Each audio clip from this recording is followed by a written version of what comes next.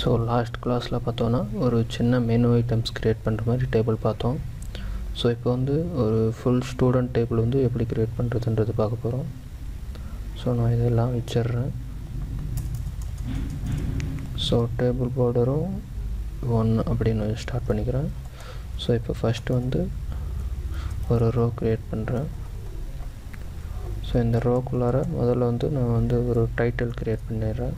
அது subject டிஹெச்ன்ட்டு. So பார்த்தீங்கன்னா subject இல்லை நேம்னு கொடுக்கலாம், நேம்.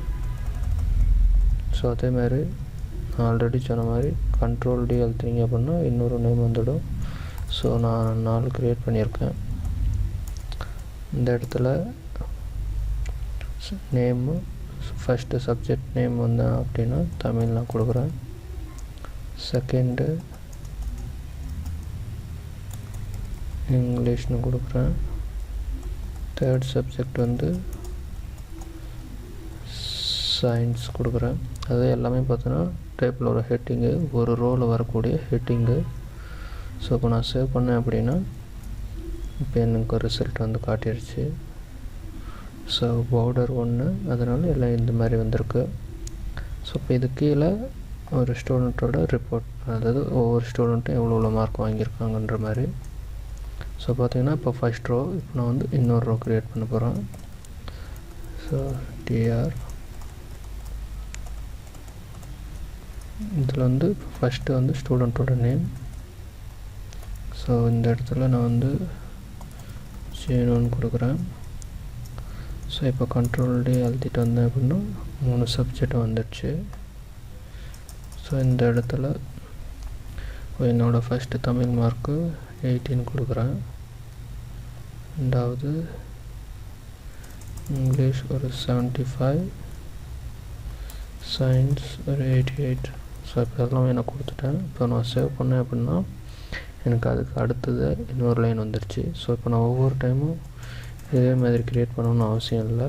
ஸோ இப்போ நான் இதை காப்பி பண்ணிவிட்டு அப்படியே பேஸ்ட் பண்ணேன் அப்படின்னா எனக்கு இன்னொரு செட் வந்துடுச்சு. இந்த இடத்துல வெறும் நேம் மட்டும் சேஞ்ச் பண்ணால் போதும். நேம் 70, 80, 19 கொடுக்குறேன். ஸோ இப்போ பார்த்தீங்கன்னா ஆர்டராக வந்துருச்சு. ஸோ இது பார்த்தோன்னா ஒரு டேபிள் மாதிரி வந்துருச்சு. இந்தாலையும் பார்த்தோன்னா இதிலே பார்த்தோன்னா இன்னும் நிறையா டேபிளோட வித்து ஹைட்டு இதெல்லாம் நம்ம வந்து இன்னும் சேஞ்ச் பண்ணலாம். ஸோ பார்த்தோன்னா டேபிள் வந்து நான் 1 கொடுத்துருக்கேன். இப்போ வந்து இந்த இடத்துல இதோட டேபிளோட வந்து நம்ம ஹைட் வந்து பெருசு பண்ணலாம். ஹைட்டு வித்தெல்லாம் ஃபஸ்ட்டு வித்து நான் பெருசு பண்ணுறேன். ஸோ வித்து வந்து ஒரு 300 கொடுக்குறேன். அதே மாதிரி ஹைட் வந்து ஒரு 20 கொடுக்குறேன். ஸோ இப்போ நான் சேவ் பண்ணேன் அப்படின்னா எல்லாமே பார்த்தோன்னா தனியாக செப்பரேட் ஆகிடுச்சு. ஸோ வித் வந்து நம்ம இன்னும் கூட கொடுக்கலாம்.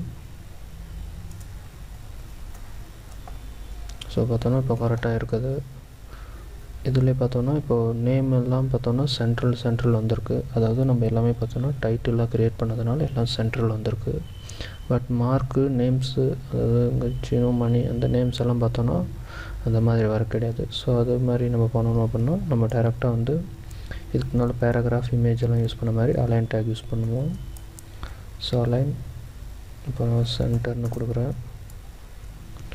ஸோ பார்த்தோன்னா இப்போ சீனோன்றது கரெக்டாக சென்ட்ரல் வந்துடுச்சு.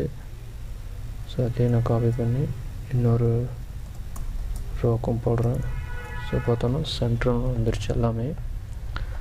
ஸோ இந்த மாதிரி வந்து நம்ம வந்து பார்டர் வித்து ஹைட்டு இந்த மாதிரி எல்லாமே யூஸ் பண்ணிக்கலாம்.